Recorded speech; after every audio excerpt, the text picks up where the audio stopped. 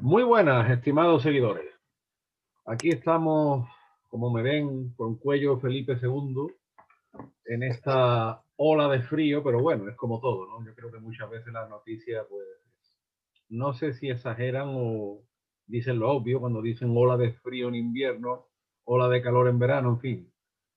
Siempre ha hecho frío en enero y siempre ha hecho calor en agosto. Otra cosa es la graduación, ¿no? Pero bueno, aquí estamos de nuevo con el pana Emilio Acosta Ramos. Muy buenas, Emilio. Buenas, Antonio. Bueno, encantado una vez más de estar en tu canal de YouTube, con tus seguidores, también con los seguidores de Venezuela Colonial que nos ven desde todas partes del mundo, porque tenemos seguidores en varias partes del planeta: Estados Unidos, Argentina, Perú, Chile, Colombia, no solo Venezuela y España, ¿no? Y bueno, hoy vamos a estar hablando de un tema muy interesante, ¿no? Que es la supuesta discriminación que existía con los criollos en la época de la monarquía hispánica, ¿no, Antonio? Exactamente. Y fíjate, Emilio, que hace tiempo yo hice un vídeo en solitario, Ujú, casi ni lo recordaba, de pocos minutos sobre el tema. Yo vi que el vídeo tuvo muchas visualizaciones y estos días que estuvimos hablando de qué temas podríamos desarrollar, pues entró este, ¿no? El tema de uno de los motivos por los cuales los virreinatos deciden romper con la España europea sería precisamente porque los criollos estaban absolutamente discriminados, no podían acceder a los altos rangos del poder político económico y claro, eso origina una lógica rebelión que acaba rompiendo la monarquía hispánica en América. Yo antes de empezar sé las suspicacias que esto va a levantar, pero bueno, recomiendo un ensayo de Tomás Pérez Dejo, donde él precisamente la discriminación a la supuesta, porque siempre yo le añado el supuesto, porque como veremos no existió en la práctica, pero bueno, ujú. Tomás Pérez, que es de la escuela de Gustavo Bueno, para ser más exactos, él define esto como una bella leyenda, es decir, a lo largo del siglo XIX, luego de la balcanización de la América española, surgen muchas repúblicas y cada república pues tiene que construir su propio Estado nacional y el propio Estado Nacional, bajo una mentalidad nacionalista, pues requiere los hechos diferenciales, que es un poco lo que hablamos en aquel vídeo sobre los supuestos, otra vez volvemos a la palabra supuesto, hechos diferenciales en el mundo hispánico. En el mundo hispánico, al contrario de lo que ocurre en Italia o Alemania, porque en Italia o Alemania se crean mitos para unir y nosotros creamos mitos para desunir, porque en la misma España europea veremos que esos mitos que luego desembocan en los separatismos se desarrollan casi en esta época, ¿no? Entonces, claro, es curioso porque quien empieza a desmontar esta mitología no es necesariamente siquiera la historiografía española. Pues claro, alguno dirá, mira, Tomás Pérez, pues claro, es español. No, pero es que José Antonio Pancorbo, el que yo tuve el lujo de conocer y de tratar, José Antonio Pancorbo era peruano y desmontó este mito. Pablo Victoria, colombiano, Eh, desmonta este mito. Francisco Núñez del Arco, ecuatoriano, desmonta este mito. Francisco Núñez, además, con cierto humor y cierta acidez, en su libro Quito fue ujú, España, Historia del Realismo Criollo, cuenta cómo en una de las asambleas quiteñas pues fue depuesto un criollo por los revolucionarios y pusieron a un andaluz, porque era afecto a las ideas revolucionarias. O sea, entonces, es un poco. Pero sin embargo, sí se extiende esta idea y en muchos libros de texto, porque tú, Emilio, me decía que tú lo viviste en Venezuela, pero eso pasa también, por ejemplo, en Perú. Perú coge muchos libros de texto y dice, los criollos estaban discriminados del poder político. Entonces, ujú. eso motivó la guerra de la independencia, ¿no? Eso es como 2 y 2 son 4, pues una verdad matemática o yo diría casi que revelada por los padres de la patria y pues hay que aceptarlo así. Claro, en Perú sí es cierto que ha provocado esto, sobre todo en los últimos años, Ujú. muchos contestatarios. Es decir, aquí hay algo que falla. Porque como decía José Antonio Pancorbo, pues el duque de San Carlos, criollo peruano de muchas generaciones, fue ministro plenipotenciario de Fernando VII. Imagínate hasta dónde llega. Pablo de Olavide, criollo peruano, fue ministro de Carlos III. El confesor de la familia real española, en la época de Fernando VII, porque a día de hoy esto parece que no se le da importancia, pero en la época en la que nos remontamos, a principios del siglo XIX, tenía mucha. y el criollo peruano Blas de Ostolaza fue confesor de la familia real española. Entonces, el agente legal de Fernando VII en las Cortes de Cádiz fue Joaquín Mosquera Figueroa, que era criollo de Popayán. Es que Sí, claro, así es. Lardizábal, que era novohispano, fue también ministro. Y no solo ministro, sino que fue uno de los que firma el manifiesto de los persas. Y ahí vemos cómo incluso los criollos están divididos, algunos entre liberales, otros entre realistas, criollos mandando en la España europea. O sea, ¿dónde está ese sistema de discriminación? No, bueno, eso es un clásico, ¿no? De la educación en Hispanoamérica. Es más, tú le preguntas a una persona común y corriente de por qué se dio la independencia, uno de los clásicos principales que te va a decir es porque los criollos no podían acceder al poder y los tenían marginados, ¿no? Pero la mejor forma de desmontar esa leyenda negra, porque es una leyenda negra, o sea, no tiene ningún otro nombre, pues es nombrando los ejemplos como bien lo has citado tú, ¿no? Cantidad enorme de funcionarios en la administración española que fueron criollos y sobre todo en la época borbónica, ¿no? Uh -huh. Es cuando empiezan sobre todo a encontrarse más estos nombres que proceden de la América española. Hay que decir que otra prueba más o otra citación más de estos casos es que el más importante virrey de México en el siglo XVIII fue el conde de Revillagigedo, que era Complicado, cubano. complicado. Sí, sí, Revillagigedo. Era cubano y el neogranadino Francisco Antonio Sea dirigió el Real Jardín Botánico madrileño desde 1805. O sea, burocracia, ejército y Real Armada contaban con naturales del Nuevo Mundo en posiciones y jerarquías diversas y sobre todo, lo más importante, en igualdad con los peninsulares, que es Exactamente. lo que hay que destacar, ¿no? O sea, no es porque fueran criollos y estuvieran en la administración, no tenían consideración de igualdad, no, es totalmente falso. Y es más, en la misma Constitución de Cádiz del año 1812 lo dice. Son españoles en igualdad de condiciones tanto los de un lado del Atlántico como los del otro. Pero fíjate que incluso es curioso porque, como te digo, ¿no? Incluso entre los criollos se ven diversas tendencias, pero es que hasta después de la independencia, porque Blas de Lezo, perdón, Blas de Ostolaza, Ajá. es perseguido en la España peninsular por los liberales por su afecto al carlismo, y Leandro Castilla, que fue hermano del que fuera presidente de la República Peruana, Ramón Castilla. Leandro Castilla fue el último el último gobernador de Morella, que fue el último bastión de resistencia del general Cabrera antes de marcharse al exilio del año 1840-41, o sea que ya bastante después de la independencia, incluso criollos que no comulgan con la independencia, como parte de la familia Goyeneche del Perú, pues o bien emigran a la España europea o bien emigran a Cuba y Puerto Rico. O sea que incluso después de la independencia nos encontramos gente con puestos de preeminencia en distintos bandos, en distintos bandos. Véase este dato Una, interesante, ¿no? una de las que emigraron, uno de los criollos que emigraron fue la hermana de Simón Bolívar, que emigraron a Cuba. La Y criolla que, principal, María Antonia Bolívar. así es, la criolla principal, ¿no? Aunque ella después regresó a Venezuela tiempo después sobre todo a reclamar las herencias de su familia, ¿no? Y todo el Los dinero que Bolívar, tenía. en eso de reclamar herencia, esa familia de verdad era algo que le superaba. ¿Eh? Sí, siempre andaba reclamando y después queriendo venderlas, ¿no? A los ingleses sobre todo. Sí, sí. Pero, pero bueno, sabes que en Venezuela también hay un caso, ¿no? Yo estuve hace tiempo hablando en un live, ¿no? Con César Pérez Guevara, que es un profesor venezolano de historia, y Uh -huh. entonces él decía, no, esto, ¿no? Que los criollos no podían acceder al poder. Y yo le dije, eso está grabado en un live, y que no, que eso es falso, y le di todos los datos que estamos hablando. Él dice, sí, pero con los venezolanos no pasaba eso, se les discriminaba. Me decía él, ¿no? Que eso nada Claro. más eran con mexicanos y peruanos, etcétera.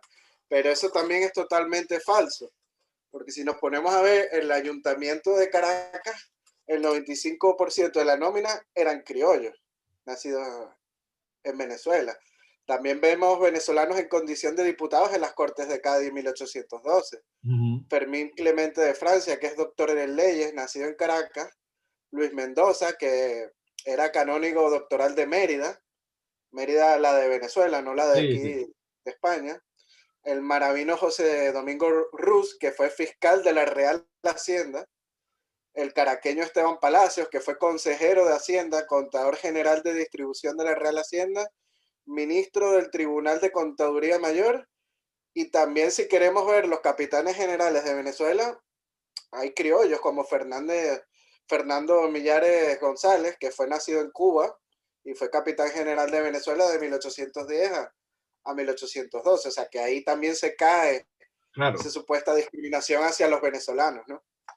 Claro, pero al final, si te fijas, es parte de esa, como dice Tomás Pérez Beja, esa bella leyenda, o la leyenda nacionalista que cada nación busca.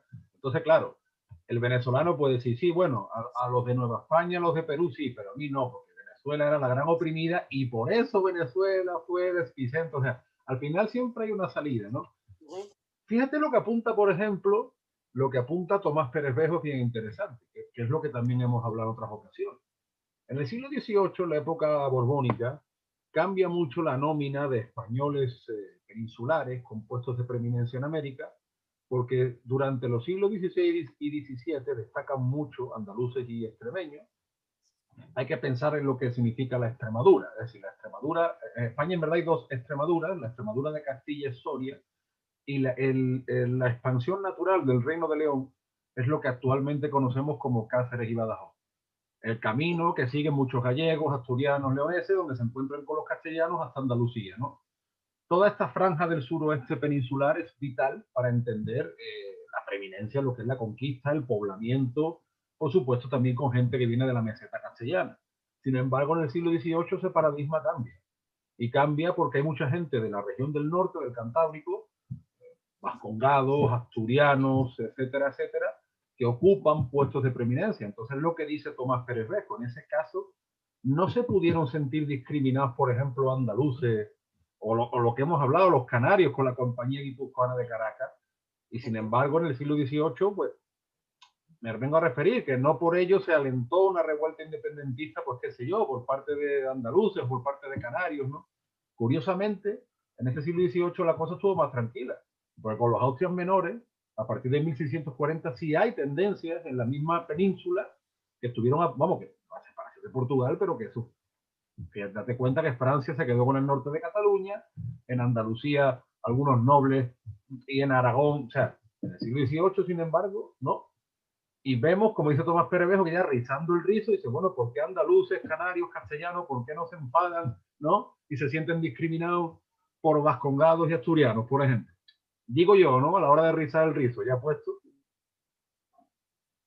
Que por cierto, Pablo Victoria tiene una teoría que hemos hablado antes de esa teoría de que por poner en las administraciones gente, como decía, de Peñaperros para arriba, ¿no? Pero muy para arriba, Pues, estamos hablando del Cantábrico. pero muy para arriba, ya casi que al Golfo de Vizcaya, ¿no? Pues había choque, ¿no? Con los criollos, porque la forma de ser, a lo mejor del andaluz, del extremeño, del canario, pues es mucho más parecida al criollo y a veces había cierto choque, ¿no? En esas formas de ser. Es una de las teorías que dice Pablo Victoria, ¿no? Tú sabes que Ricardo Palma, el escritor peruano, también recoge eso en sus tradiciones peruanas, esas peleas entre andaluces y vascos. Pero claro, porque todo esto, ¿por qué lo sacamos a la palestra? Porque ya puestos a rizar el rizo, y además caemos en un error, y volvemos otra vez con lo mismo, pero esto hay que repetirlo. Cuando se intenta historiar esta parte en como si peninsulares y criollos fueran dos grupos totalmente separados y no hubiera relaciones familiares, relaciones de poder, cuando en pleno siglo XXI vemos en tu tierra canaria, por ejemplo, hoy, no te estoy hablando hace 2 siglos, hoy, como muchas familias, la mitad está en Canarias, la mitad está en Venezuela, la mitad está en Canarias, la mitad está en Puerto Rico. Pues eso ya pasaba, por tanto, el gran error, que no es un error inocente, sino que es un error capcioso, es el tratar a peninsulares e isleños, por un lado, y criollos por otro, como si fueran dos grupos separados por una gran muralla que no se podían ni ver ni se trataban, cuando esto es falso. Esto es rotundamente Bueno, falso. es totalmente falso y es una de las formas propagandísticas que utilizó Simón Bolívar en la Guerra de Independencia. Cuando dictó el decreto de guerra-muerte, pues trató de separar esas clases por origen, ¿no? Los españoles y canarios, contacto la muerte, ¿no? Eh, Inclusive americanos que no estén de acuerdo con ellos. Pero bueno, es una de las tácticas que siempre nos han utilizado para desunirnos desde tiempos ya pasados, como hemos dicho. El propio Simón Bolívar lo utilizó como un arma, ¿no? Claro, y luego uno investiga incluso en próceres de la independencia, como Miranda, o Francisco Miranda en Venezuela, José de San Martín en Río de la Plata. José de San Martín, su vida le había pasado a la España peninsular. O sea, su familia estaba repartida desde Palencia hasta Málaga. Él había hecho carrera en el ejército español, más de 20 años soldado español. Entonces, ¿dónde está ahí la discriminación? Que claro, es Y otra Miranda fue cosa, capitán también del claro. ejército español. Y tú sabes que sirvió con Bernardo de Galvez en Norteamérica y Y Bolívar estuvo también en el ejército español, estuvo en las milicias de en las blancos del milicias. Valle de Aragua. En las milicias. Y no solo eso, sino que cuando fue derrotado Miranda, se ofreció voluntario a Wellington para combatir a Napoleón. Dato que sus agiógrafos omiten, y estas cosas no se omiten por inocencia, se omiten siempre para hacer una fábrica, como decimos, legendaria, ¿no? Pero claro, Uh -huh. otra cosa, o sea, yo por ejemplo sí entiendo cosas como a lo mejor diferencias de caracteres, o cosas de que a lo mejor los europeos llegaban allí con aires de superioridad, como sigue pasando hoy. Lo que tratamos, por ejemplo, en el vídeo que hicimos, en la charla que hicimos sobre el paternalismo que había hacia España y que eso no beneficiaba a la causa de la hispanidad, ¿no? El ver por encima del hombro, eso sí, no niego yo que pasara. Pero sabes que en aquella época la gente que venía de las Indias se le veía como gente con dinero, ¿no? En la península. Sí, pero claro, a eso iba ahora. Lo que cuenta Pablo Victoria de los criollos que llegaban con joyas. Uh -huh. Sí, cuando decían un indiano, ya por lo menos en algunos bares ya se frotaban las manos, ¿no? Porque sabían que llegaban con bastantes reales y escudos, ¿no? Claro, claro, y los indianos recientes, incluso las casas, por ejemplo, de los indianos en Asturias o en Galicia, de los que habían emigrado a México, a Cuba, era un símbolo, pues, incluso de estatus, ¿no? Exacto, o sea, que a lo mejor sí habrá existido algún aire de superioridad, no digo que no, si pasa hoy en día, ¿no? Pero Claro, también hay que decir que en aquella época pues también los indianos se le veía de buena manera, ¿no? Inclusive Simón Bolívar estuvo aquí en Madrid y estuvo hasta en la corte de Fernando VII y perdón, de Carlos IV y conoció a Fernando VII como príncipe, ¿no? claro, Pero bueno, es que claro, por eso te digo, al final tú sacas datos concretos y el tema de la discriminación es que se te queda en leyenda, porque también hay una cosa que dicen en el momento de la formación de las juntas, de la guerra contra Napoleón, uh -huh, en el desorden absoluto que había en la península, que no se les permite a los criollos formar juntas. Estamos hablando de una época de desorden, también de un Fernando VII que dejaba, que más que desear, o dejaba mucho que desear, porque finalmente yo creo que su padre, pues eso lo hablaremos en otro programa, Carlos IV sí, con todos sus tenemos fallos. por ahí pendiente algo sobre Carlos IV por ahí. Claro, yo creo que tenía mejores ideas y él iba a ser el que iba a realizar por fin esa especie de Commonwealth hispánica que hubiera sido mucho más beneficiosa de cara al futuro. Fernando VII yo creo que no tuvo vista absolutamente ninguna, no se dejó aconsejar, era en fin. Pero hay una cosa que es incómoda de hablar, pero también hay que sacar a la palestra, que es que había mucha desconfianza en ciertos movimientos que se pasaban en América porque especialmente desde la guerra de independencia de Estados Unidos, España, donde Estados Unidos se independiza gracias a España, como ya hablamos en su día también, o sea, no hay tu tía, y esto en los mismos Estados Unidos cada vez más reconocido, toda esa red de espías que tenía de la monarquía hispánica en el Caribe estaba al tanto no solo de Francisco de Miranda, sino de todas las tendencias disolventes que además los británicos estaban apoyando como venganza. Sí es Sí, verdad de que Manuel desde, Gual y España también. claro, y desde la península sí es verdad que existe mucha desconfianza, que nunca, o sea, que creo yo que se tuvo muy poco tacto, pero amigos, pasa una cosa, esa desconfianza luego vimos, y no lo digo por el pueblo hispanoamericano, sino por quienes lideraban esos movimientos, que algo de razón había, ¿eh? Sí, claro, algo de razón había, ¿no?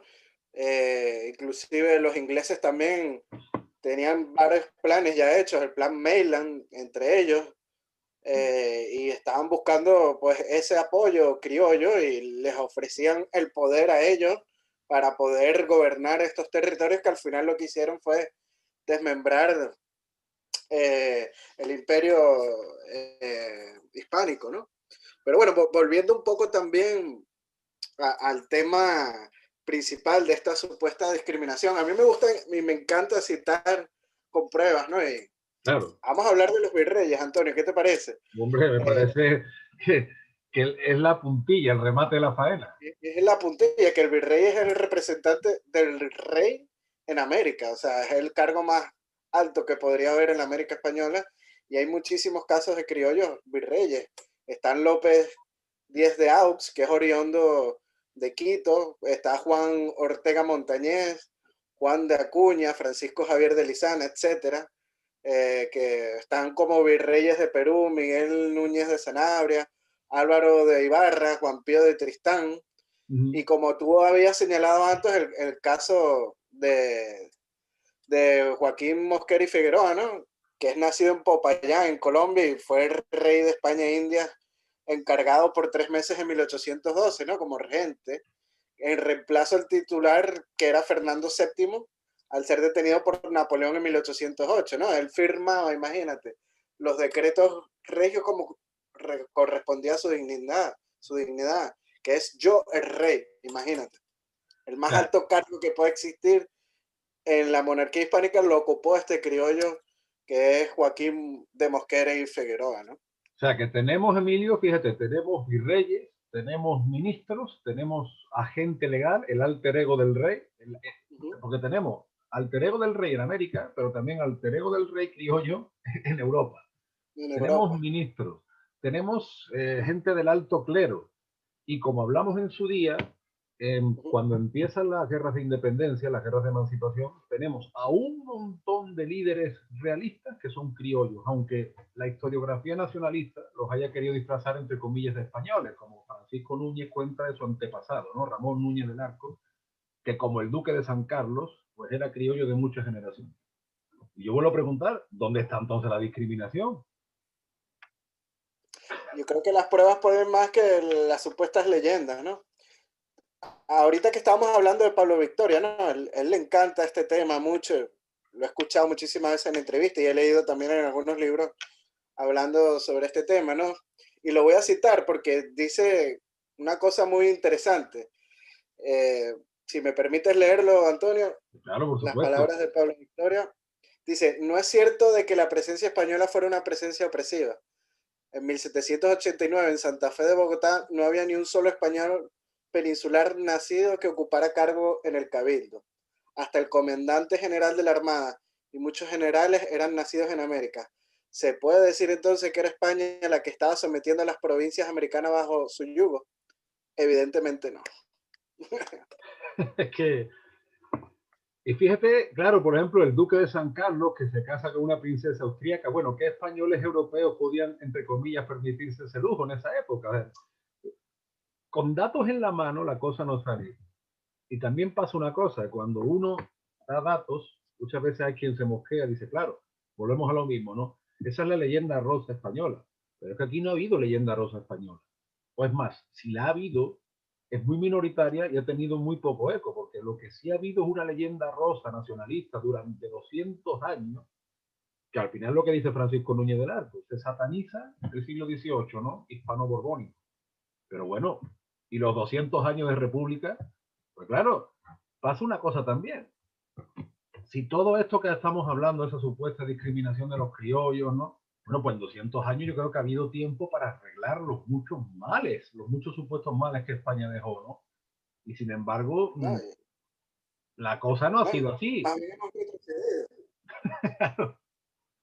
Pero no solo lo digo por Hispanoamérica, porque es que en España, fíjate en el punto que estamos. Mire, o sea, que tampoco No, es... pero es que España también ha retrocedido Claro, de claro, a ser eso voy, a eso voy. la primera potencia en cuanto a extensión territorial en aquella época, en el siglo XVIII, y ser una de las tres potencias militares del mundo, pues hoy en día yo no diría que estaría en el top 10 de, de potencias de países en el planeta.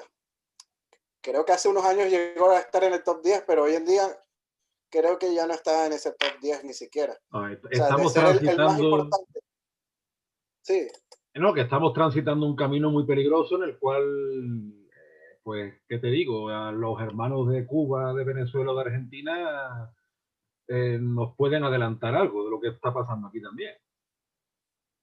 sí, claro, como hemos hablado muchas veces, ¿no? Que hemos puesto sobre todo el caso argentino de ejemplo, que llegó a ser primera potencia económica del mundo por Producto Interno Bruto a finales del siglo XIX y principios del XX, y lo que es hoy, ¿no? Los problemas económicos que está atravesando con una inflación desbordada, bárbara, no al nivel de Venezuela, pero sí muy alta para los términos normales a nivel mundial, ¿no? Pues sí, no, yo vuelvo a insistir en ese particular. Esto no es un. Nosotros no estamos aquí enarbolando un nacionalismo español, no estamos enarbolando una leyenda rosa española, sino precisamente al contrario, reconocer nuestros errores y que la desunión, y más en los tiempos de esta loca globalización que corre, pues no nos ha traído nada bueno y que podemos aprender precisamente de esos errores del pasado, dejar las propagandas que no nos sirven, a nosotros tampoco. O sea, yo no estoy haciendo aquí propaganda a Fernando VII, a mí me parece un sujeto absolutamente indigno, un tipo que le dio el toisón de oro a Wellington, que Wellington no era ni católico siquiera, y no solo eso, sino que me parece un hipócrita porque lo mismo que decía solidarizarse con España, que estaba mandando soldados a Bolívar. Luego, la espada de Francisco I, que fue derrotado, el rey francés, que fue derrotado en Pavía, se la dio Francia. O sea, no es eso, no es esa la vaina, como se dice, ¿no? Nosotros precisamente lo que queremos es desterrar todo tipo de propaganda que además nos hace daño a todos. Y situarnos en este siglo XXI porque la avalancha que se nos está viniendo contra todos los pueblos de la hispanidad es muy grande. Y si seguimos con estas mentalidades estrechas, con estas leyendas, que Tomás Pérez Bejo dice bella leyenda, para mí no es tan bella, pero entiendo el punto que él le quiere dar, como brillante historiador que es, pues precisamente es eso, ¿no, Emilio? Es desterrar estos tópicos y construir un futuro entre todos, no nosotros de acá para allá, porque esa idea está mal. Sí, ¿no? Y el mismo Arturo Uslar Pietri, ¿no? Lo decía, ¿no? Que había que buscar una unión entre el mundo hispánico, que somos una familia vasta, numerosa y dispersa, ¿no?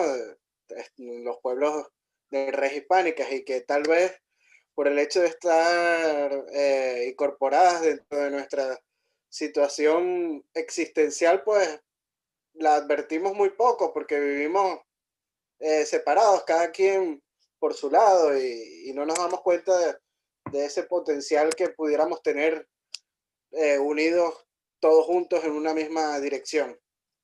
Claro, y la propaganda muchas veces hace mucho daño, porque si a ti te meten en la cabeza, pues que España es la culpable de todo, pues cómo vas a querer, digamos, siquiera tener relaciones con España, ¿no? O si a ti te venden eso, si a ti te venden en España, pues que Hispanoamérica es un lugar lejano, exótico, pues qué relación vas a querer tú con Hispanoamérica. Al final forma parte de todo O lo mismo, atrasado. o atrasado, o que allí la gente, pues no sé, vive en los árboles, ¿sabes? Cosa totalmente irreal, ¿no? Y al final todo, si te fijas, está en malas comprensiones y en malas intenciones que se ha hecho sobre la historia, sobre una historia que además no ha salido bien. O sea, porque si tú dijeras, mira, la ruptura de la monarquía hispánica pues nos trajo una paz, una prosperidad, una estabilidad. Luego ves que lo que nos trajo fue un montón de estados satélites, incluyendo El Estado español en el siglo XIX fue un desastre, donde además los británicos metieron la mano Y cada vez ojo, que les dio la y gana. ojo, que quieren balcanizar a lo que queda del Estado español. Pero claro, y eso además es la continuación de todo lo que se elaboró con el Plan Maitland y con el, como dice Francisco Núñez del Arco, con el plan para humillar a España que viene del siglo XVIII. Ahora viene una especie de solución final contra España, ¿no? Es así, y tenemos que siempre aportar nuestro grano y que la gente pues pueda darse cuenta de que son muchos los intereses que no quieren que nos unamos y echemos para adelante como naciones, ¿no? No estamos buscando tampoco eh, el regreso del Imperio Español ni nada de eso, sino más bien una mancomunidad de naciones en la cual pues luchemos por nuestros intereses económicos y culturales y sociales y defendernos pues de estos polos, por llamarlo de alguna manera, que siempre están luchando más bien por ellos tener el poder, como puede ser el polo de los países anglosajones o los francófonos o los asiáticos, por decirlo de alguna manera. Sí, ahí está la vaina. Por eso, ahora que concretamos en lo que fue la historia de los criollos, sobre todo hasta principios del 19, siéntanse orgullosos porque hubo virreyes criollos, hubo confesores de la familia real criollos, hubo agentes legales criollos, soldados criollos, gente en todo puesto de responsabilidad y poder en un ente orgánico como fue la monarquía hispánica, pues que se rompió. Como dice Emilio, no queremos volver al pasado porque eso no existe, pero sí comprendernos mejor para así llegar a un mayor entendimiento y teniendo conciencia, tendremos más amor y sabremos mejor transitar el camino que nos corresponde ante el mundo por nuestro gran bagaje histórico, repito, compartido. No estoy diciendo solo de España hacia América, sino también de América hacia España, porque España también le debe muchísimo a América. Así es, Antonio. En la unión está la fuerza, Utraque uno. Utracue 1, Vamos. sí señor, y Plus Ultra. Pues nada, vamos terminando esta charla que yo creo que da mucha enjundia. Como hablaba con Emilio estos días, pues tenemos ahí varias pendientes. Queremos hacer también uno sobre Carlos IV, en fin, sobre las luces y las sombras de su reinado y sobre algunos temas que tenemos ahí que poco a poco pues iremos sacando a la palestra sin prisa pero sin pausa y así iremos calentando esta ola de frío. Sobre todo aquí en Madrid que está todo nevado. A ver si se Sí. derrite la nieve una vez. ¿Y tú acostumbrado al clima de allí de Venezuela o de Canarias, Emilio? Un tropical en medio de la nieve. Está la vaina dura. Dura, dura, pero bueno, aguantando frío, no queda de otra. Así es, así es. Pues nada, Emilio, muchas gracias por tu presencia, siempre es un placer. No se olviden de visitar su canal, que ahora en Facebook, Emilio, he visto que estáis como Capitanía General de Venezuela, ¿no? Sí, porque bueno, es un poco cansón a veces explicar la palabra colonial desde el punto de vista hispánico, que no tiene nada que ver con la anglosajona, que es más bien sobre poblamiento. Entonces, como en Facebook, pues se han puesto un poco cansones, decidimos cambiar el nombre ya y para no tener ese problema. Pero bueno, también le digo a los seguidores de Venezuela Colonial que sigan a Antonio tanto en su canal de YouTube como también en Facebook, que está como Antonio Moreno Ruiz, escritor, y en Twitter, un andaluz indiano, ¿no? Así es, así es. Emilio, pero en YouTube seguís estando como, no recuerdo ahora, como Venezuela Colonial, en Sí, YouTube. no, en el resto de redes sociales estamos como Venezuela Venezuela Colonial, Colonial. Vale, vale. tanto en Vale. YouTube como en Instagram. De hecho, en Facebook tú pones Venezuela Colonial y te va a seguir apareciendo la página. Claro, lo único que, claro, va a salir el nombre de Capitanía General de Venezuela. Vale, vale, vale. Perfecto. Pues nada, Emilio, un fuerte abrazo y pronto volvemos. Hasta pronto. Un abrazo hasta Sevilla. Chao, chao. Adiós.